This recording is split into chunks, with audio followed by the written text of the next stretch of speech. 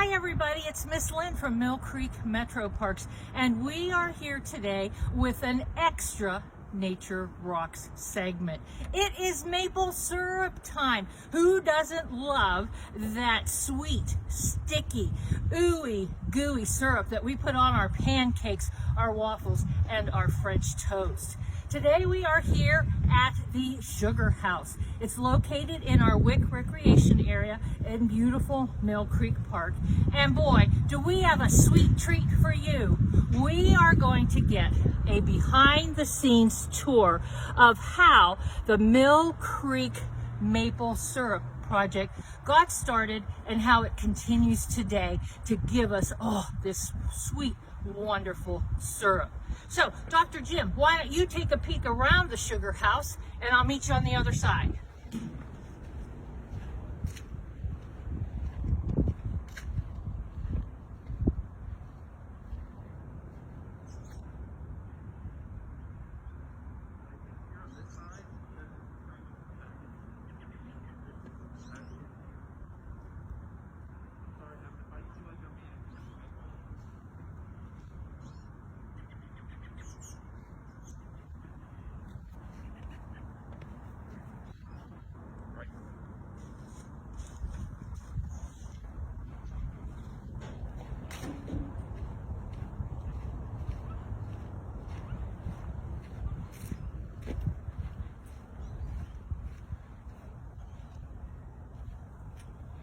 Back again, Dr. Jim. My special guest with us today is John Slanina from the Rocky Ridge Neighbors.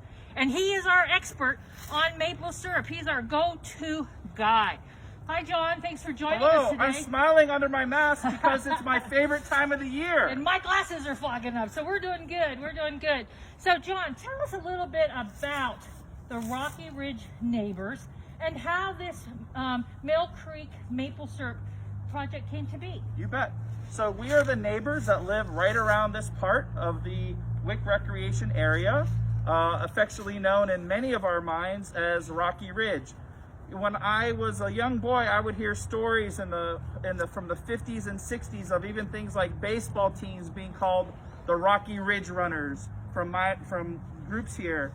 And it was so ingrained in, I think, our community mindset of that term, Rocky Ridge.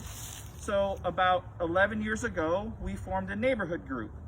We want to be a social group that looks out after neighbors. We try to improve problems if they arise. How do we do things to make our neighborhood better?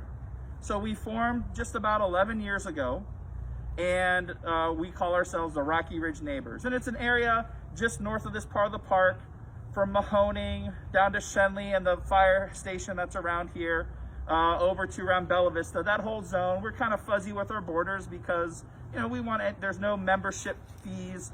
It's just neighbors looking out for each other. So then, fast forward to 2012.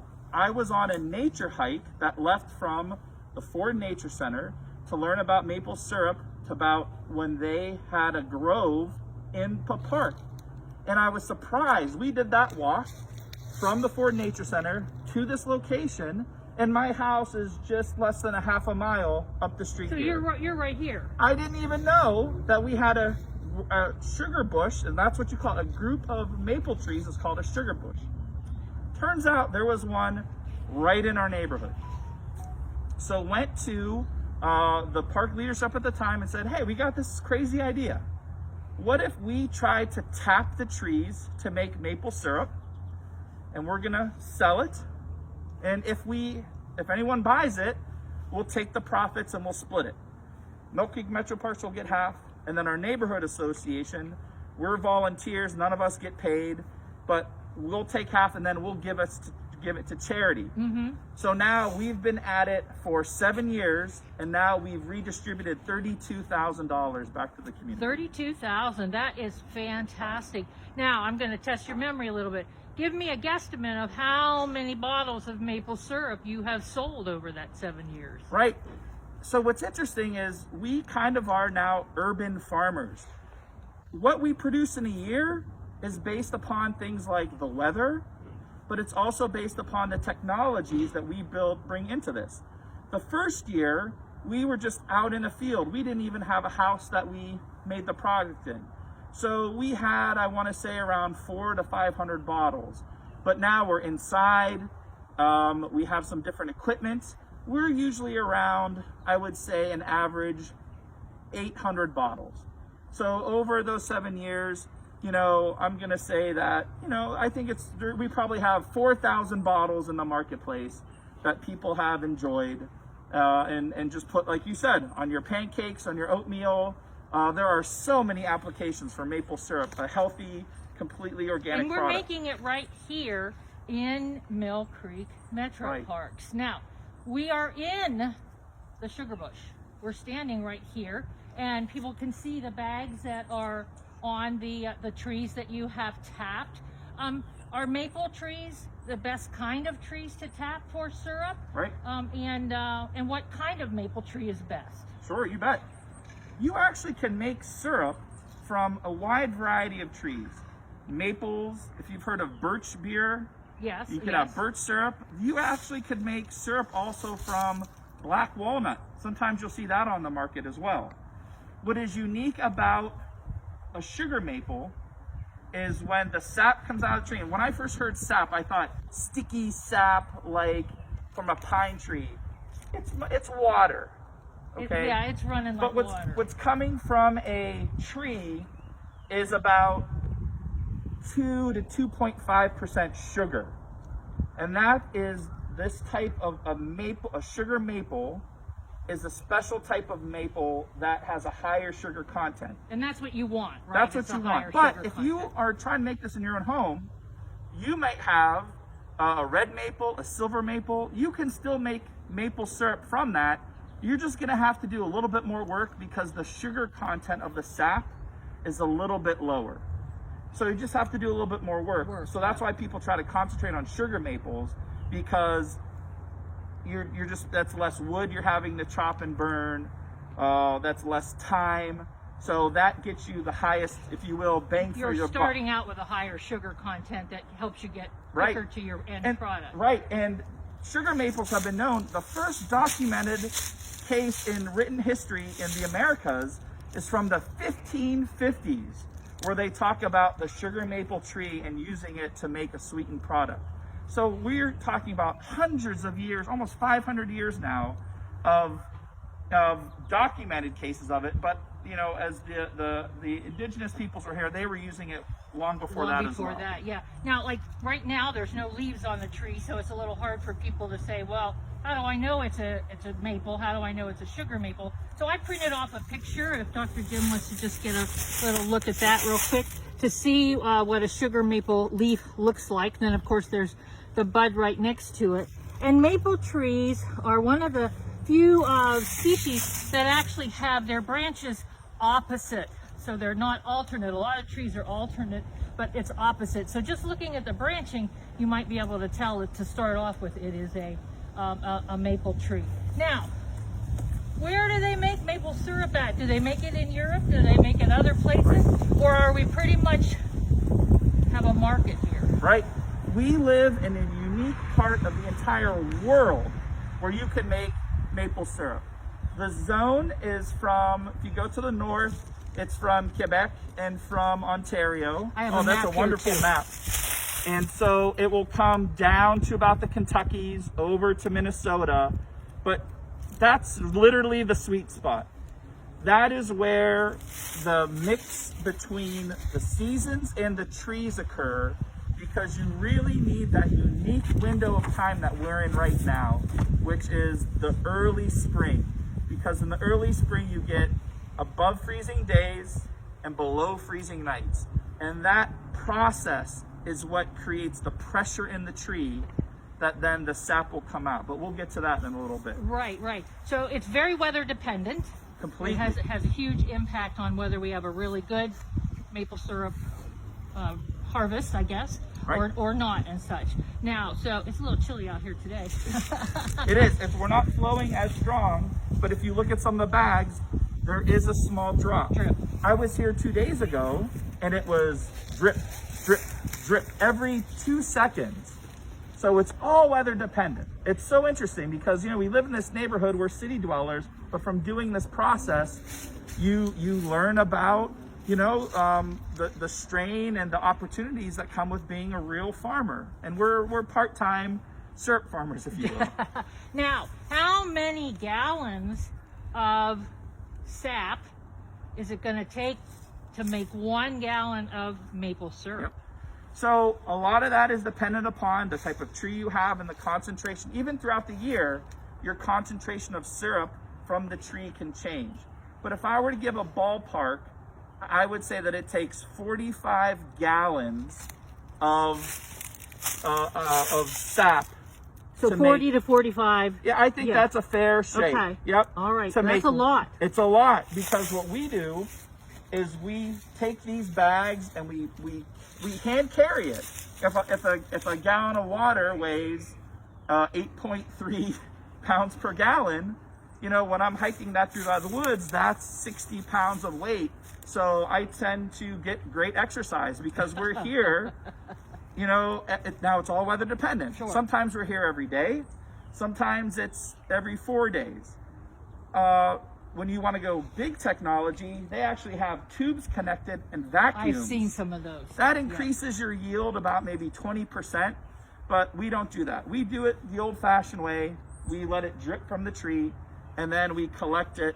And what I love about this grove, it's right in our area, and it's called the Charles Snelling Robinson Maple Grove. Yes, it is. Yes. Planted 125 trees back in 1951. Right, and he was actually a park commissioner, and he actually built the house where Ford Nature Center is. Exactly, now. and So that story I told you, we took that hike from Ford Nature Center to this grove. That was Charles Snelling Robinson's home. Yes. Before it was Judge Ford's home. So it's interesting how it all comes full circle. It's all in a circle. It is a circle. Now, I know you tapped the trees already because we can see the bags and everything. Would you be so kind, though, to share the process of tapping a tree with us? You bet. So in general, just like you think about in your home, you have a faucet that you turn on. The little faucet, this is an antiquated one I'm showing you. This is called a spile. I wasn't sure how to pronounce Yep. it. A spile is what goes into the tree. And this is an old bucket. And what you would do is put it on here and it would hang from the tree. This is traditionally what these look like. You don't see this a lot anymore. Sometimes they use lead to solder the buckets, kind of get away from that. What we do now is what we call sap sacks. So if this is your tree, we have a special sized bit and we drill into the tree about 1.5 to 2 inches. Then we take now we have reusable plastic spiles and we put that into the tree. The other part that we have is called a sap sack. So what we do, and you can get these online. There's even some local commercial places that have these. If you want to get 1 or 2 of these for a tree in your backyard, You could. you could. And you are attaching that, I'll try to get with my face not in the background. That is how it hangs on the tree. Okay. And drip by drip, the faucet comes out with the product and it collects. Now, we collected yesterday a couple 100 gallons. It was flowing really strong this week. Because of the warmer days. Because of the warmer days. But now there's a few of the trees I went out, they're dripping a little bit, but it was really flowing 2 days ago. And so now there's not as much, but those bags collect a couple gallons at a time. Okay. And then every day we come, harvest a little bit, and then we take it to the next step. Now, you're not hurting the tree when you're doing that drilling and putting the tap in. We're not. What we tend to do is, depending on the diameter of the tree, Okay. we put in 1 to 3 of these spiles. Okay. And as the tree grows, every year you try to move it about 6 inches from a previous year. When you're tapping into the tree, there's actually a canal work, and as the water moves in the tree, it's called sapwood. You're tapping into that piece, but there's no harm to the tree. If you do it sustainably, you can manage trees for generations, because as the tree grows, new sapwood produces. Right. So we really only drill once for the year, Okay. and that's it, because the tree then heals itself and then grows new bark. Compartmentalizes, I think it's But called. Yeah. it's a very sustainable process, and what you're taking out of the tree is just a little bit. We're doing it this way to be more sustainable. There's sometimes jokes I see online where they put 50 bags on a tree. Or even, this is crazy research, but they are looking at how do we possibly make maple into a farmed product where you grow little maple trees. And this is not crazy, but this is what they're experimenting with. Cut off the tops, essentially killing the tree, but you put a cap on and you suck it out. It's actually growing maple trees like corn. Oh my goodness gracious. But it's interesting because that's part of, these trees need a lot of space. So that's some of the research that you hear about. There are maple research centers. You mentioned Canada. 70% of the world comes from Quebec. Yeah. So there's all sorts of research being done, because this really is a big industry, not just for individual farmers, but for the state of Ohio. It's part of the overall, so, I do surveys with the USDA, and they ask questions about your yields and how much you're making and things of that nature. Okay. Well, this is fantastic. I'm learning so much as we go along. We have this wonderful sugar house here. Let's go check it out. Sounds wonderful.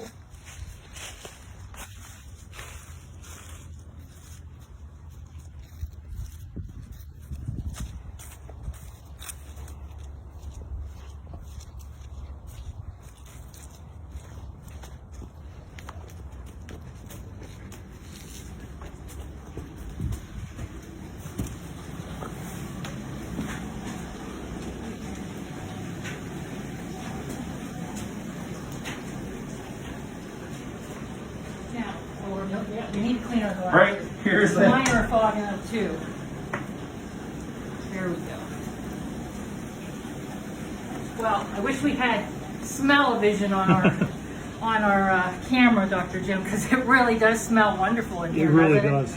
And it's rather chilly out today, but in here it's nice and toasty. Yep. And you have Nick helping you today? That's correct. He's another neighbor. And Neighbor Nick? all of the people that help with this project, we are volunteer neighbors. We are not getting paid. Even this house that we're in, we went to local foundations and said, the first year we were outside, it went really well. And we said, well, it'd be really nice. We want Nick to be able to walk around in a t-shirt because it's so warm in here. But we said, we went to them and we were able to raise about $70,000 from various foundations to get the equipment and all the materials to make this, to be inside. So we are very grateful to the community and to Mill Creek MetroParks, because we created a partnership with that external money to build this project. And I think that's what it's all about, is that partnership, working together, and we all benefit in the long run. So explain to us what we have here. Right. It looks like you're doing some serious cooking. So this piece of equipment is called an evaporator. So just like when you are cooking soup on your stove, when you cook, the steam comes out. This is the same concept, except the maple syrup comes into the system, and as Ms. Lynn talked about, we are taking all of that sap, we're getting rid of the water. The only thing that is inside this bottle is sap from the trees with water taken out. There is nothing else in this bottle. It's the only thing. So it goes from 2% out there to 67% in the bottle sugar. And that is the rate and what that we use to put it in the bottle. And that's what you see when you buy maple That's syrup. what you gauge it on and stuff? Right. We measure the sugar concentration, and when it reaches a certain point, that's what we put into the bottles. So the name of this game is how do you heat stuff as fast as possible. If we were to look in to this space, here's a 900 degree fire. Wow, 900 degrees. 900 degrees going in. And what we do is we heat you just have to keep the door closed. This heats all your pots, essentially. This is a big pot. And then we have the exhaust from the fire, but then we also have the exhaust from the steam. And essentially, it comes from these tanks. We collect the sap, we move it up to our above tank. It's cold. You can see the condensation. This is cold. We're then bringing it in a little bit at a time, a trickle in, okay? And that comes into our whole system. And then how this whole thing works, it's in level. And there's 5 chambers, and each chamber gets a little bit more concentrated, a little bit more concentrated. And this is called the syrup pan, and this is the flue pan. And it goes and comes back, and we take it out of this last pan and measure it, and then we filter it. Are you putting syrup like in this one, and it moves to this one, and then it moves to that one? We put it in this side float here. Okay, in the side float. And this is a really big. You can come around here, and this is the workhorse. This pan here has deep slots, and you're maximizing your surface area that the hot gas passes through. If you look in here, you can't really. So before we didn't have this new piece of new tech. Every year we try to do new technology. What this steam hood does is it's actually a lot quieter in here than it used to be. We collect the steam and bring it up. What's nice is now we preheat the sap. So instead of coming into the system at 30 degrees, it comes in at 160 to 180 degrees. So we even got a little bit more efficient. And we also now have a byproduct of hot water. Every day we do our dishes. The hot water, we're not connected to the grid here. So we've built solar panels to run our pumps. We sometimes work into the night because you can only make maple syrup really in a 5 to 6 week window every year. Sometimes it's even less. So we have little efficiencies and tools that we do. And hot water was a big part because before this year, we would have to bring all our hot water from home. Oh my goodness. And it made a great, big difference. And Nick was wonderful in helping us to think about this system. And we have a great team. You do have a great team, and that's what it takes to make this all go. Now, I saw Nick was over here with this lever, like putting syrup into this little container here. Yeah, we're pretty close too, so I'll do a pull and see if we. Okay. So you're. So that's like a test cup. We call it the test cup. Okay.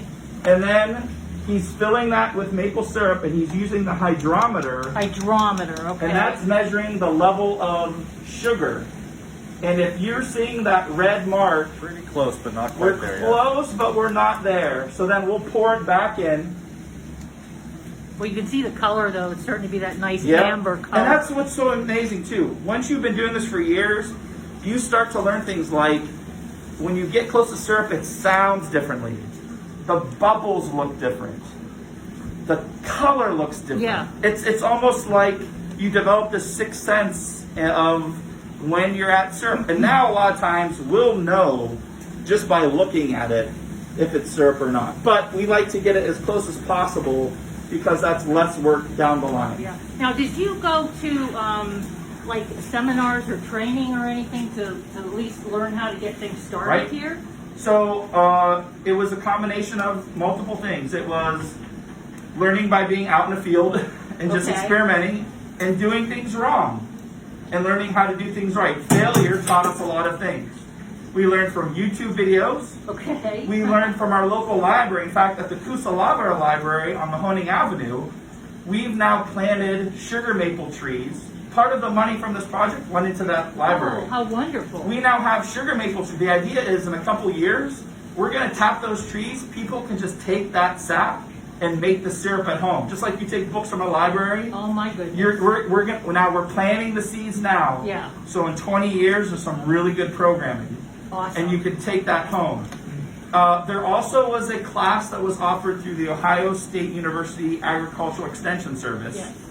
They have a wonderful website. If you want to learn more about maple production in Ohio and education, that's also a good place to start. They sometimes offer these classes, Maple 101, and you can go and learn about it. Yeah, I was on their websites the last couple of days just trying to brush up on my maple syrup jargon and such, and they're really good websites. And it's a big industry for the state. Yeah. It's bottom line. People make maple syrup. They pay taxes. They're higher value added products you can make from them. So it's amazing to see being part of that economy as well. I think one of the figures I saw, it said maple syrup adds about $5 million a year to the Ohio economy. That's a big number. And a lot of this technology of the evaporators, we tend to think of Silicon Valley. Ohio was the Silicon Valley of maple syrup innovation in the 1860s, around this time of the Civil War. People patented these evaporators, and there were maple syrup companies that made equipment in Warren. I've seen very old equipment that says Warren on the side of it. In fact, everyone talks about Quebec and Vermont having so much maple syrup. Around the 1840s, Ohio made more maple syrup than anywhere else in the world. Really? But then at some point, some of the folks in Ohio went to Vermont, and it's amazing to see the change in the industry. And now Ohio's near the middle. But one of the interesting things is we've had so much urbanization in Ohio that those maple trees get cut down. They do. Mm-hmm. So a lot of times if you're thinking of cleaning your woods, you may make more money harvesting the sap, selling the sap to a cooker than you would from the timber. And so there's a real effort too, because that's part of our heritage. What's also fascinating is even you can say that maple syrup back in the day was patriotic because other forms of sugar were from sugarcane. Yes. Well, a lot of that was made with slave labor. Yes.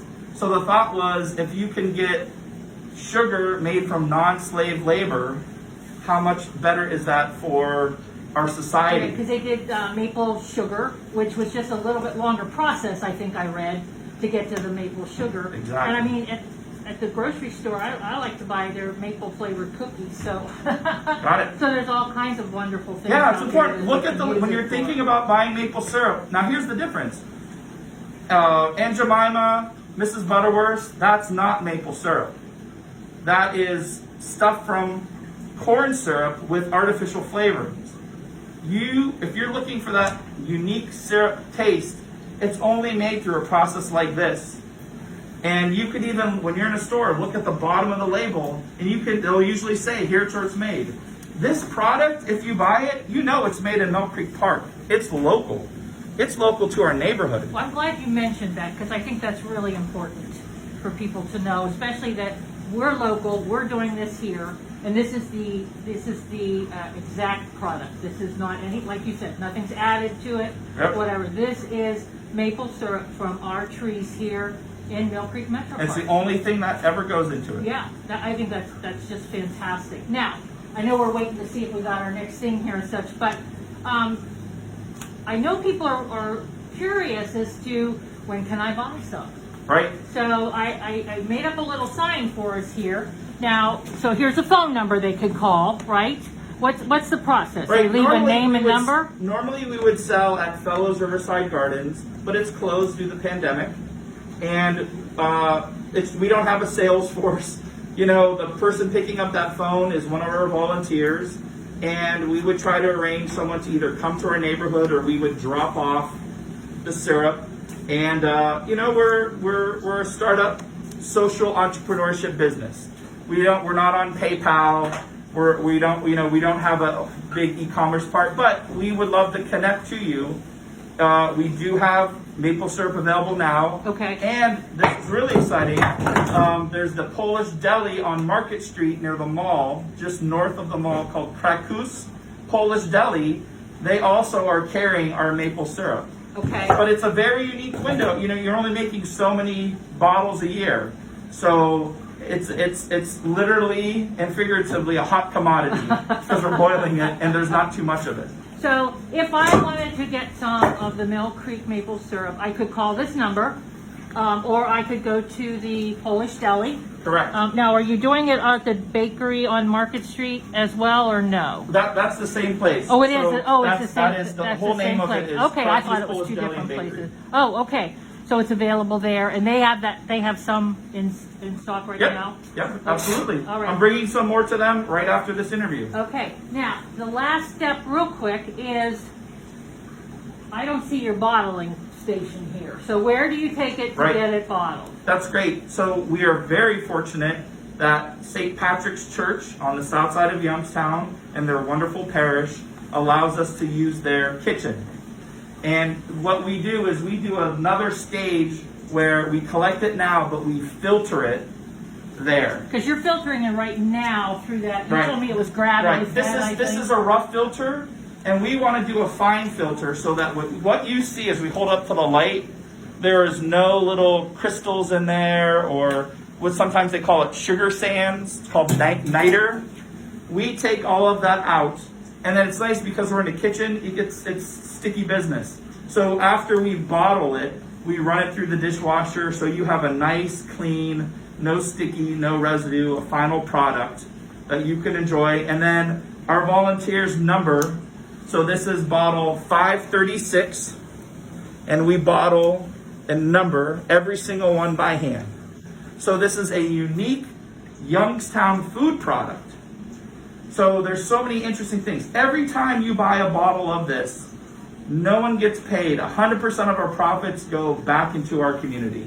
And we are very blessed to have good partners and great neighbors, because none of this would happen unless people were very generous with their time. And we're so grateful, because that's the only way it works. Is that the only size bottle? This is the only size that we do. Okay. And about 8.5 ounces. Okay. And price? Price, we do $15. Okay. Very reasonable on the market, especially for a pure unique.